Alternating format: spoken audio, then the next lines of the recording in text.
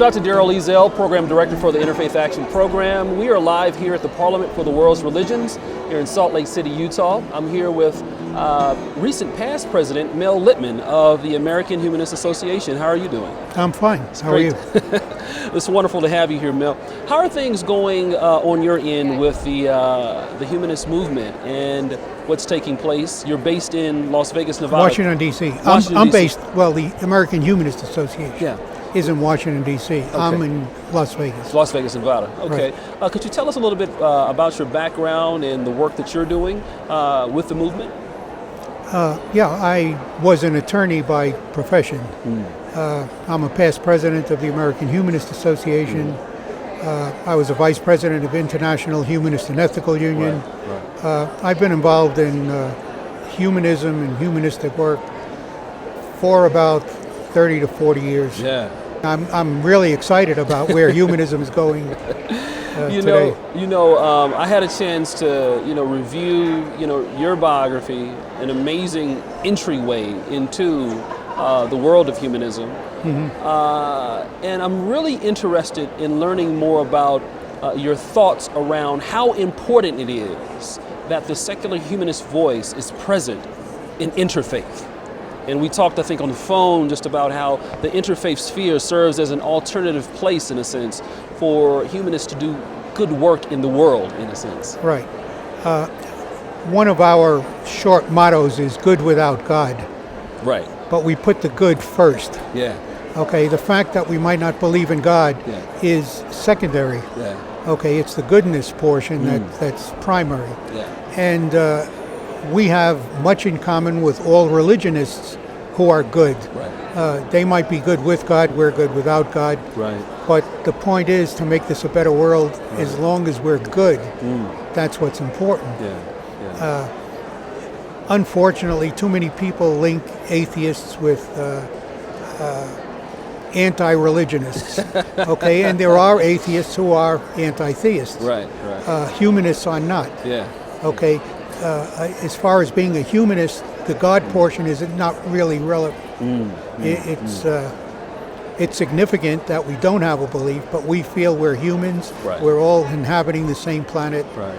And we have a responsibility to the world and to other people. Right. I find value in that philosophy, in a sense, because oftentimes we think that one needs to pick a team and stick with that team. Exactly. And live, in a sense, a tribal mindset. And that's not, a pejorative thought or, a dismissive statement towards religion, but it's interesting when we as human beings can embrace plural thinking, in the sense that there are multiple perspectives. And that's what interfaith, should really, be all about, that there are multiple perspectives. Exactly. And we can bring these perspectives to the table and have a serious conversation about how to promote social justice, how to do good in the world, how to stop human trafficking in the Philippines, or whatever the case might be. Right.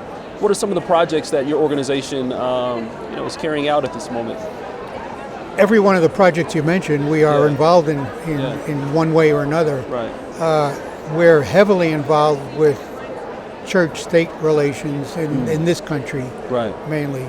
We're involved in the in various social movements, in prison reform. I can go on and on. We have a humanist legal center that gets involved in every human rights activity in this country.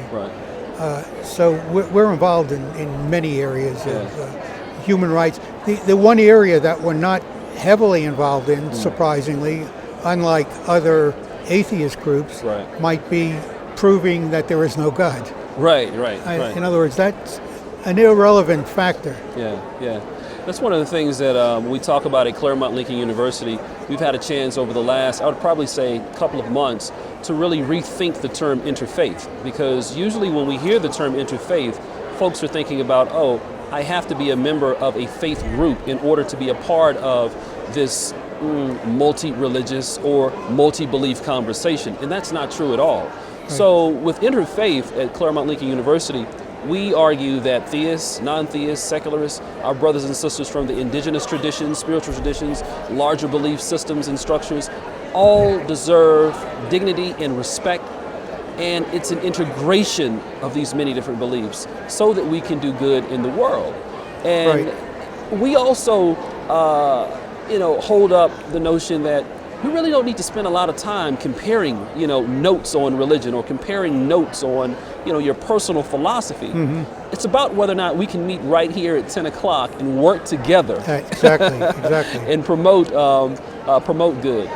One of the things that I want to ask you about is your experience in the interfaith movement. Now, you've been a part of the American Humanist movement for roughly about 40 years, you mentioned, but the interfaith movement. Well, I've been involved with the Interfaith Council in Las Vegas for about 20 years.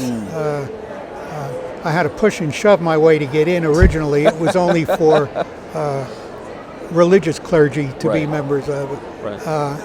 I'm a humanist minister. I'm licensed to perform at functions for the last 20 years, and I pushed my way into the group. I've been on the board for the last 7 years. Oh, wow. Of the Interfaith Council, and I'm well accepted. It's just a matter of educating people that you can not have a belief, but you could still belong to an interfaith movement. And that's why the term interfaith itself, I mentioned this in one of the seminars that I'll be giving here, is I prefer interfaith or interbeliefs, which is more inclusive. But I understand where people of faith are coming from, and I accept it for now. Right. I think that we're all, asking a serious question. I remember in the UK when I was studying there that we were looking at interreligious and how interreligious cut so many people out of, the conversation. There were a lot of Buddhists that were saying, hold on for a second, well, how about you look at a different term, and now I'm finding the fact that just the term alone, interfaith, can be problematic in some circles. So that's one of the main reasons why we're, redefining terms and also looking at this new term that we have called Interfaith Action.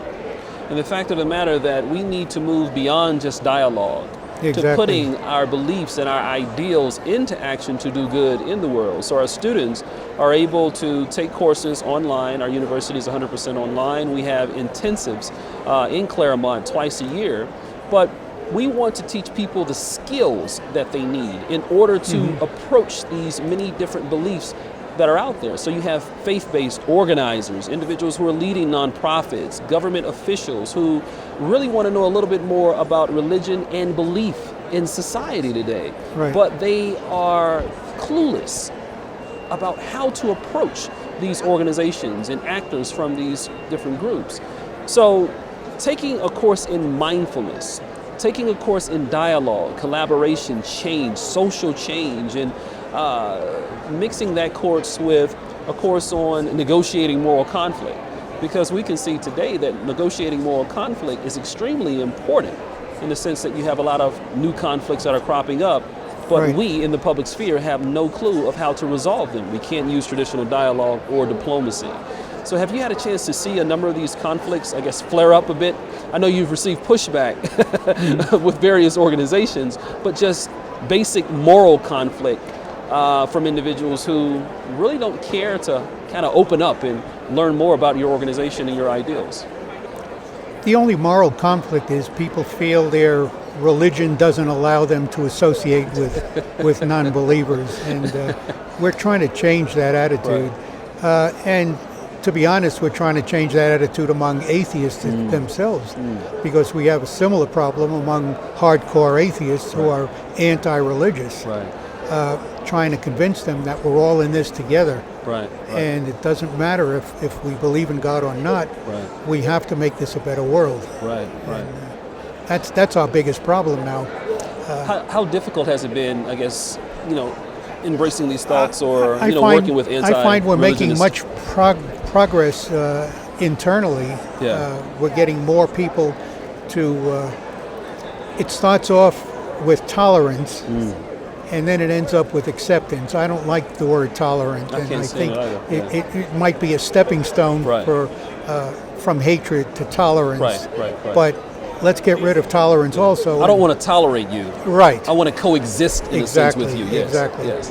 And we've gotten to the point where the original haters have become tolerant. Right. And those people who were tolerant have become accepting. Okay. And that's progress. So we see some progress is taking place. Yes, absolutely. So over the next 5, let's say 10 years, with all of the many issues that are going on, the global issues, the water shortage, water crises, infectious diseases, climate change, the list goes on and on. I can see the humanist society and the humanist movement working within the interfaith context. But over the next 10 years, do you really think that things will kind of shore up between humanists and anti-religionists in a sense? Do you have optimism in a sense? I have more optimism than I did 10 years ago. Right. Let's put it that way. Okay. I'm not overly optimistic. We'll have our hardcore, just like we have hardcore religionists. We have a Westboro Baptist Church or the Ku Klux Klan who call themselves Christian. Right. Okay, the same way we have atheists who are anti-theists and will always be anti-theists. They left the religion for various personal reasons and they just don't want any part of it. I'm trying to get the majority of those who don't have a belief to feel a part of those people who do believe. In other words, you could be good with a God and I can be good without a God. Right. But as long as we're both good, we both belong together, and we can both accomplish the same things. Right. And well, we look forward to pushing that agenda here at Claremont Lincoln University. Look forward to working with you in the future with that. Thank you so much, Mel. Thank you.